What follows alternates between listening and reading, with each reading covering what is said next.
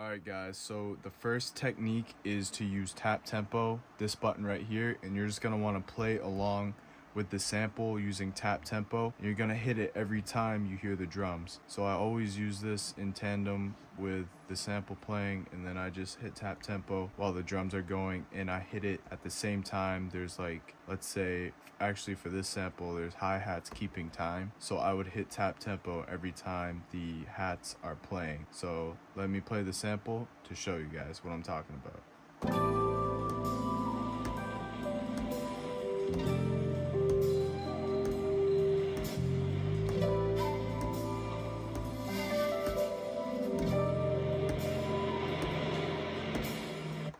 So let's see what the BPM turned out to be. It's around 65.22. So that's what it's saying the BPM is. And I think that's a little bit off because it's hard to get it perfect. But if you really are focused, you can really dial in tap tempo. It usually works for me almost like 100% of the time, but sometimes it doesn't. So if it doesn't work, guys, the next technique you could use is go into trim instead of chop in the sample edit window, and go into trim. And when it's first loaded up on trim, it's going to be on this menu right here. What you're going to want to do when you're in this menu under trim, hit this little arrow in the right hand corner. As you guys can see, just tap that and you got a whole new section of settings right here. What you're going to want to do is you got from BPM, you got detect BPM, and you got detect key. So this can actually also detect the key. It's not always accurate, so I can make a separate video on how to figure out the key or whatever if you guys want that. There's plenty of other tutorials out there. So for BPM, the next thing you're going to want to do is hit detect BPM, and it's already detecting right here. And usually whatever it says right here is the most accurate. It changes sometimes when you press detect BPM and then just press detect. It can be a little wonky, but this time it did say the same thing, so we're good to go. And if you want to adjust it, you can just tap tempo. It'll change the BPM. So you can also tap tempo with this and actually just do the tap tempo in here if you want. So what we're gonna do is, it says 124, but that seems kind of fast for the sample that we are playing. Doesn't that sound a little fast? So what you can do is think, oh shit, this actually is in double time. And what double time is basically the BPM times 2. So to figure out the actual BPM that's not double time, you can go in here and just divide by 2.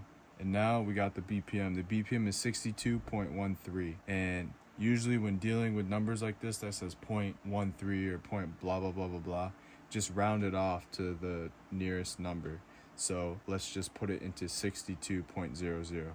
If it was, however, anything past like 50, like 56 or 60 or 70, I would round it up to 63. But since it was 0.12 underneath like 50, I would bring it back down to 62. So we got it at 62 beats per minute, but also it could be 124 if you want to play it in double time. So those are the two methods. There is actually another method right here if we're using the MPC from BPM, and basically is it counts the beats in your sample as you're playing it. So 2, 3, 4, 5, 6, 7, 8. Every hit would be a beat. So you could do like, okay, 8 beats, that's my sample. And it'll match that, the amount of beats, and it'll turn it into the BPM. And usually when you change the beats, it changes the BPM. But I'm gonna be honest with you guys, I don't really understand the from BPM too much.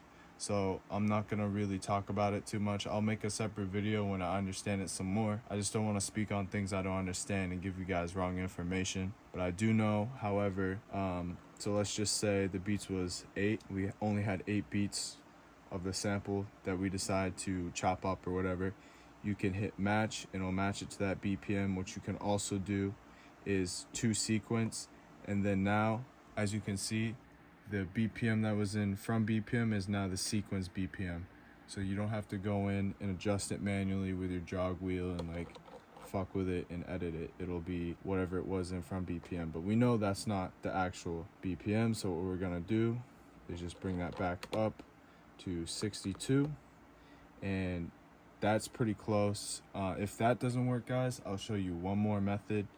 And this actually doesn't involve the MPC. This involves a computer, as I do use a hybrid setup. So I'll show you guys that in a second. Alright guys, so the final method is to just drag a sample into Serato Sampler. And as you can see, as soon as you drag the sample into Serato Sampler, it automatically detects the BPM. The only thing you're going to want to do with this, guys, is to make sure the sync button is off. Otherwise, it'll sync the BPM to the BPM of the default whenever you open up a new project in whatever DAW you guys are using. Alright guys, so that's the video, and I hope after watching this video you're able to kind of understand how to find the BPM of a sample using the MPC and that last method I showed towards the end of the video. I hope this video helped you guys out, and if it did, please leaving a like, comment, and consider subscribing to my channel, as it helps me out a lot, guys. I appreciate the continued love and support that you guys have been showing my videos. So without further ado, guys, I'll catch you in the next one. It's your brother, Solstice Beats. Peace out.